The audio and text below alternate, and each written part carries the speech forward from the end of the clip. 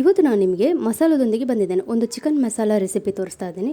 ಸಮೋಸ ಮಾಡ್ಬೋದು, ರೋಲ್ ಮಾಡ್ಬೋದು, ಕಟ್ಲೆಟ್ ಮಾಡ್ಬೋದು, ಹಾಗೆ ಚಿಕನ್ ಬಾಲ್ಸ್ ಮಾಡ್ಬೋದು, ಏನು ಬೇಕಾದರೂ ಮಾಡ್ಕೊಳ್ಬೋದು. ಒಂದು ಆಲೂಗಡ್ಡೆ ಬೇಯಿಸಿ ನೀವು ಕಬಾಬ್ ಕೂಡ ಮಾಡ್ಕೊಳ್ಬೋದು. ಬನ್ನಿ ಇದನ್ನು ಹೇಗೆ ಮಾಡೋದು ಅಂತ ನೋಡೋಣ. ಫಸ್ಟಿಗೆ ನೀರುಳ್ಳಿನ ನಾನು ಕಟ್ ಮಾಡಿ ಸಿಪ್ಪೆ ತೆಗೆದಿಟ್ಕೊಂಡಿದ್ದೀನಿ. ಅದನ್ನ ಸಣ್ಣ ಸಣ್ಣದಾಗಿ ಹೆಚ್ಚಬೇಕು.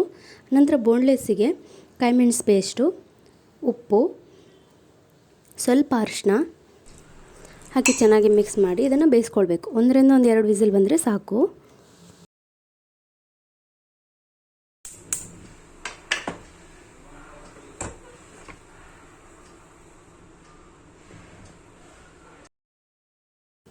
ನಂತರ ಇಲ್ಲಿ ನಾನು ಸ್ವಲ್ಪ ಎಣ್ಣೆಗೆ ಶುಂಠಿ ಬೆಳ್ಳುಳ್ಳಿನ ಕಟ್ ಮಾಡಿ ಹಾಕ್ಕೊಂಡಿದ್ದೀನಿ. ನಂತರ ಇದಕ್ಕೆ 1-2 ಕಾಯಿ ಮೆಣಸನ್ನು ಹಾಕಿ ಚೆನ್ನಾಗಿ ಫ್ರೈ ಮಾಡಿಕೊಳ್ಳಿ. ನಿಮಗೆ ಖಾರಕ್ಕೆ ಬೇಕಾದಷ್ಟು, ಯಾಕೆಂದರೆ ನಾವು ಆಗಲೇ ಬೇಯಿಸುವಾಗ ನಾವು ಮೆಣಸು ಹಾಕಿದ್ವಿ ಬೋನ್ಲೆಸ್ ಬೇಯಿಸುವಾಗ, ಹಾಗಾಗಿ ನೋಡ್ಕೊಂಡು ಹಾಕ್ಕೊಳ್ಳಿ. ನಂತರ ಕಟ್ ಮಾಡಿರೋಂಥ ನೀರುಳ್ಳಿನ ಇದಕ್ಕೆ ಹಾಕ್ಕೊಂಡು ಚೆನ್ನಾಗಿ ಬಾಡಿಸ್ಕೊಳ್ಳಿ. ನೀರುಳ್ಳಿ ಸ್ವಲ್ಪ ಜಾಸ್ತಿ, ಮಸಾಲ ಸ್ವಲ್ಪ ಜಾಸ್ತಿ ಮಾಡಿಟ್ರೆ ನೀವು ಮಸಾಲೆ ದೋಸೆ ಮಾಡುವಾಗ ಅದರ ಮೇಲೆ ಕೂಡ ಹಾಕ್ಕೊಂಡು ರೋಲ್ ಮಾಡ್ಕೊಳ್ಬೋದು. ಚಿಕನ್ ಹಾಕದೆ ವೆಜ್ ಕೂಡ ಮಾಡ್ಬೋದು. ನಂತರ ಕ್ಯಾಪ್ಸಿಕಮ್ಮ ಹಾಕ್ಕೊಳ್ತಾ ಇದ್ದೀನಿ, ಕ್ಯಾರೆಟ್ನ ಹಾಕ್ಕೊಳ್ತಾ ಇದ್ದೀನಿ.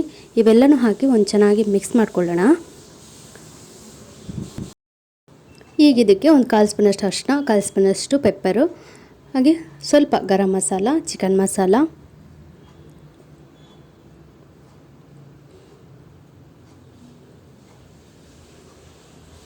ಎಲ್ಲವನ್ನು ಹಾಕಿ ಚೆನ್ನಾಗಿ ಮಿಕ್ಸ್ ಮಾಡ್ಕೊಳ್ತಾ ಇದ್ದೀನಿ. ಈಗ ನೋಡಿ ಈ ರೀತಿ ಇದೆ ಕಲರು ನೋಡಿ. ನೀವು ಇದ್ರ ಜೊತೆ ಮಶ್ರೂಮ್ ಕೂಡ ಹಾಕ್ಬೋದು, ಆದರೆ ತುಂಬ ದಿವಸ ಮಶ್ರೂಮ್ ಎಲ್ಲ ಇಡಲಿಕ್ಕಿಲ್ಲ ಅಲ್ಲ, ಹಾಗಾಗಿ ನೀವು ಈ ರೀತಿ ಮಸಾಲ ಮಾಡ್ಕೊಂಡ್ಬಿಟ್ಟು 1 ಚಿಕನ್ ಕ್ಯೂಬ್ಸ್ ಹಾಕ್ಕೊಳ್ತಾ ಇದ್ದೀನಿ. ಚಿಕನ್ ಕ್ಯೂಬ್ಸ್ ಇಲ್ಲ ಅಂದರೆ ನೀವು ಮ್ಯಾಗಿ ಮಸಾಲ ಕೂಡ ಹಾಕ್ಕೊಳ್ಬೋದು. ಒಂದು ಅರ್ಧ ಲಿಂಬೆ ಹಿಂಡ್ಕೊಂಡಿದ್ದೀನಿ. ಈಗ ಇದನ್ನು ಸ್ವಲ್ಪ ಫ್ರೈ ಮಾಡ್ಕೊಳ್ತಾ ಇದ್ದೀನಿ. ನಂತರ ನೋಡಿ ಇಲ್ಲಿ ಕೋಳಿ ಬೇಯಿಸಿದ ನೀರು ಚೆನ್ನಾಗಿ ಬಿಟ್ಟಿದೆ, ಅದನ್ನು ಸ್ವಲ್ಪ ಬತ್ತಿಸ್ಕೊಳ್ತಾ ಇದ್ದೀನಿ.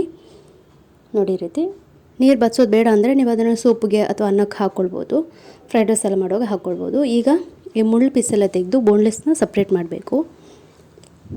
ನೋಡಿ ಈ ರೀತಿ. ಈಗ ಮಸಾಲೆಗೆ ಹಾಕ್ಕೊಂಡು ಚೆನ್ನಾಗಿ ಮಿಕ್ಸ್ ಮಾಡ್ಕೊಳ್ಳೋವಂಥದ್ದು.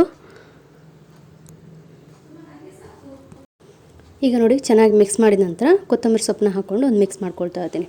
ಇಷ್ಟಾದರೆ ಈ ರೆಸಿಪಿ ರೆಡಿ. ಒಂದು ಬಾಕ್ಸಿಗೆ ಹಾಕಿಟ್ಟು ಫ್ರೀಸರಲ್ಲಿ ಇಟ್ಕೊಂಡ್ಬಿಟ್ಟು ಯಾವಾಗ ಬೇಕು ಆವಾಗ ನೀವು ಇದನ್ನು ಯೂಸ್ ಮಾಡ್ಕೊಳ್ಬೋದು.